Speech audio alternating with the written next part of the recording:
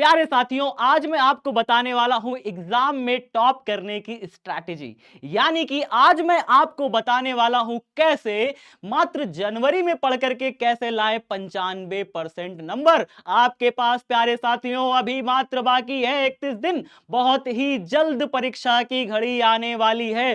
कैसे पढ़ें, क्या पढ़ें और क्या ना पढ़ें कि हमारा पूरा सिलेबस भी पूरा हो जाए फिजिक्स का, बिना डर के, बिना भय के, और हम अच्छा नंबर इस बार परीक्षा में ला लें। तो प्यारे साथियों, चलिए मैं बिना समय गवाए आपका इस कीमती समय को बताता हूं कुछ स्ट्रैटेजीज को, जिसको आपको पालन करना होगा इस एग्जाम में पूरे में से पूरा नंबर लाने के लिए। तो चलिए शुरू करता हूं। यहां पे प्यारे साथियों, आपकी बारी आती है कि क्या पढ़ें, कैसे पढ़ें। मात्र समय बहुत कम है। कुछ बच्चे सोचते हैं कि सर अभी तो, अच्छा सबसे पहली बात तो यहाँ पे दो प्रकार के बच्चे हैं। कुछ बच्चे सोचते हैं इतना पढ़ना है, कैसे पढ़ें, अरे यार चलो सो लेते हैं। यहाँ यही तो नहीं करना है भाई। इतना पढ़ना है, कैसे पढ़ें, चलो सो लेते हैं। एक तरीके के बच्चे ये हैं, पहले सो लेते हैं फिर पढ़ेंगे। तो भैया सो जाओगे ना तो फिर आलस आएगी, सर पे टेंशन बढ़ेगा, डिप्रेशन होगा, और कल आज सो गए, आज का टाइम गया, फिर कल उठोगे, फिर कल उठोगे तो आपका एक दिन और कम हो चुका है। 31 दिन थे, 30 ही बचे। फिर आज इतना सारा सिलेबस देखा, थोड़ा सा पढ़ा, फिर लगा कि यार थक गए, सो जाते हैं फिर से। सुबह उठा, फिर गया होगा, फिर वही हाल, फिर एक दिन कम हो गया आपकी लिस्ट से। तो हर एक दिन का पहली चीज तो महत्व को समझना है, प्लान बनाना है।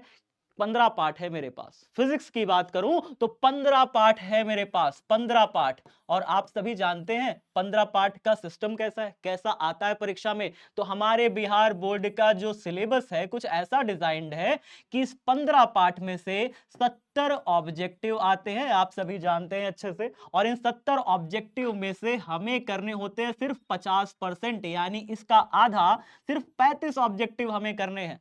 इसके अलावा यहां पे हमारे पास लघु उत्तरीय प्रश्न होते हैं, और एक लघु उत्तरीय प्रश्न हमें देता है 2 अंक। और इस प्रकार से हमारे पास लघु उत्तरीय प्रश्न 20 प्रश्न होते हैं, जिसमें से हमें करने होते हैं सिर्फ और सिर्फ कितने, इसका आधा, यानी 50% करना है हमें। और यानी कि सिर्फ और सिर्फ 10 प्रश्न ही हमें हल करने होते हैं। एक प्रश्न चूंकि 2 नंबर देता है, तो 10 प्रश्न मल्टीप्लाई करके हमें देता है पूरे के पूरे 20 अंक। प्यारे साथियों, यहां से हमें मिल जाते हैं। 35 नंबर का एक ऑब्जेक्टिव 1 अंक का होता है, तो 35 जो प्रश्न है यहां पे हमें से 35 अंक मिल जाते हैं हमें ऑब्जेक्टिव से। तो चलिए ये ठीक है। अब उसके बाद दीर्घ प्रश्नों की संख्या देखें तो दीर्घ प्रश्न हमारे परीक्षा में आते हैं, टोटल मिलाकर के 6 प्रश्न आते हैं।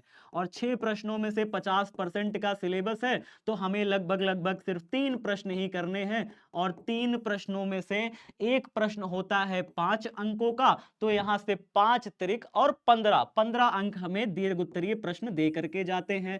तो टोटल अंकों का मामला हो जाता है कुल मिला के 70, यानी कि 70 अंक हमारे टोटल यहां से निकल के आते हैं। अब 30 अंक तो हमें प्रैक्टिकल में मिल जाते हैं। प्रैक्टिकल में जो अंक मिल गए उसकी बात तो करे ही मत, क्योंकि कई कई बार कई कई परीक्षाओं में, कई कई स्कूलों में अक्सर प्रैक्टिकल का तो नगण्य ही मान लिया गया है। बस गए हैं और प्रैक्टिकल हो जाता है, तो बस जाना है प्रैक्टिकल हो जाएगा। कई कई स्कूलों में प्रैक्टिकल का ये हाल है। लेकिन मैं आपको फिर भी बताऊंगा, विद्याकुल ऐप पर जाकर के देखिए, अभी इंस्टॉल करिए विद्याकुल ऐप पे, आपको प्रैक्टिकल सारे मैंने करा के डाल दिए हैं। तो वहां से आपके 30 अंक कंप्लीट हो जाएंगे, एक एक प्रैक्टिकल मैंने करा दिया। तो 30 अंक आपका, आप वीडियोस को देखिए, कौन कौन से प्रैक्टिकल्स हैं, मीटर सेतु के, बाकी सारे चतुर्भुज नियम, जितने भी प्रैक्टिकल्स आपके एग्जाम में आने वाले हैं, विभव मापी के, किस प्रकार से सेलों की तुलना करें, यांत्रिक प्रतिरोध ज्ञात करें, सारा प्रैक्टिकल मैंने आपको विद्याकुल ऐप पे 30 नंबर में करा रखा है। वहां से आपको 30 अंक मिल जाएगा। बाकी बचा इस 70 अंक की बात करते हैं। 70 अंक का कुछ डिवीजन ऐसा है प्यारे साथियों, कुछ खेल ऐसा है कि यहां पे 70 ऑब्जेक्टिव में से सिर्फ 50% करना है। लघु उत्तरीय के 20 प्रश्न में से सिर्फ 50%, यानी कि आधा ही खेल है। दीर्घ उत्तरीय में से 50% का सिर्फ आधा ही खेल है। जब हमारे पास खेल ही सिर्फ आधा है प्यारे साथियों, तो यहां पे हम इन 15 पाठों की बात क्यों करें। हम क्यों इन 15 पाठों को फोकस करके अपने दिमाग को दौड़ाएं, घोड़े को दौड़ाएं। जबकि 15 पार्ट का तो खेल ही नहीं है। यहाँ पे सिर्फ और सिर्फ हमारे पास खेल कितना है, 15 पाठ में से आधे पाठ, यानी इसको भी 50% कर लीजिए ना जी, इसको भी 50% कर लीजिए। जब यहाँ पे आपके पास सभी 50% है, 70 में से 35 करना है, लघु 20 में से 10 करना है और दीर्घ 6 में से 3 करना है, तो 15 पाठ पढ़ के क्यों जाना। कुछ ऐसे इंपॉर्टेंट पाठों को पढ़िए जिसमें से अधिकतम बार क्वेश्चन आया है, उन पाठों को छोड़ दीजिए जिसमें से कई बार क्वेश्चंस नहीं पूछे गए या कम पूछे गए हैं। तो कुछ ऐसे पाठ हैं प्यारे साथियों जिसमें आपको बहुत ही लेस ध्यान देना है, बहुत कम ध्यान देना है। तो लेस पाठों की सूची बात आए कि जो लेस अंक अपने रखते हैं, मतलब कम अंक रखते हैं, कम अंक रखने वाले पाठ, कम अंक रखने वाले पाठ कौन से हैं, रखने वाले पाठ कौन से हैं, उनके बारे में थोड़ा सा ध्यान देते हैं। तो कम अंक रखने वाले पाठों में जो पहला पाठ आता है प्यारे साथियों, वो है वैद्युत चुंबकीय तरंगे।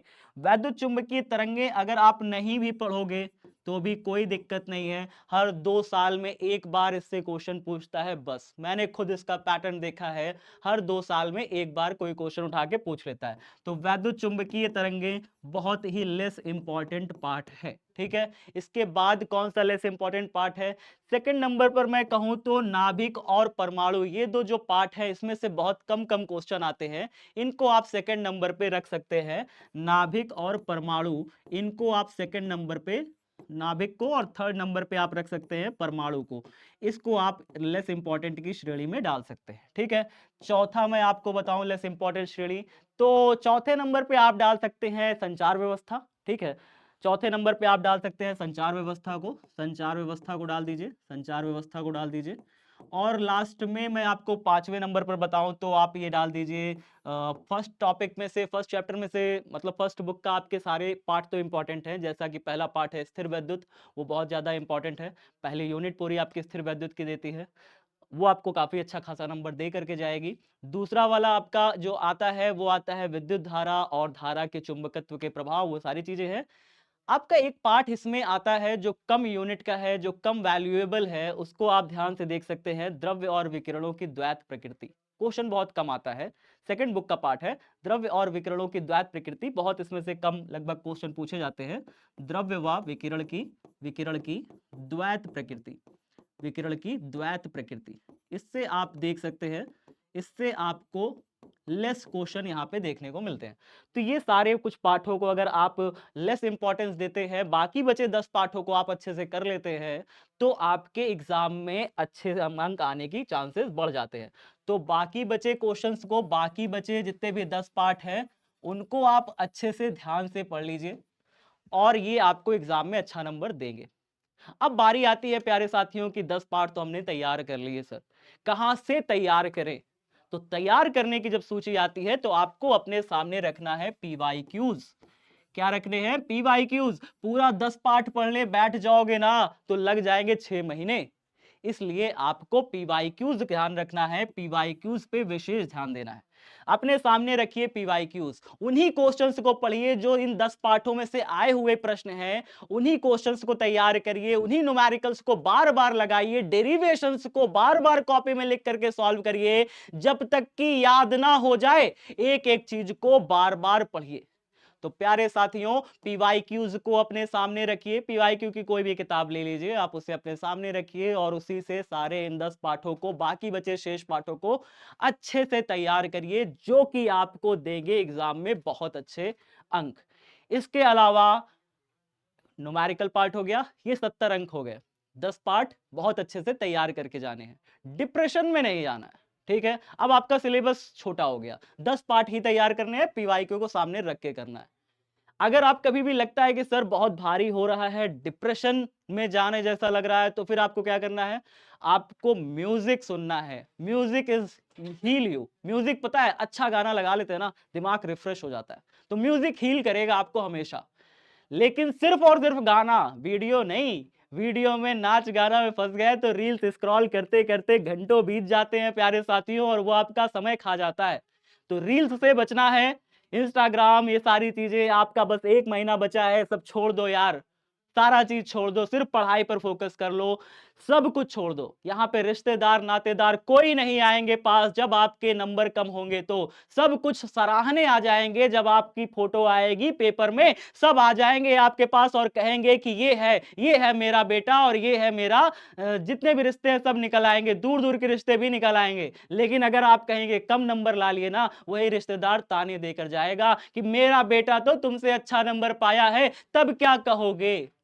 तो प्यारे साथियों, यहां पे आपको समझना है कि इस समय जो 1 महीना है सब चीज भूल जाए, सिर्फ और सिर्फ अपनी पढ़ाई पर फोकस करें। तो चलिए फिर मिलते हैं एक और नई वीडियो में एक नई क्लास के साथ। तब तक सब बच्चे खूब पढ़िए, बस 1 महीना शेष है। जय हिंद, जय भारत।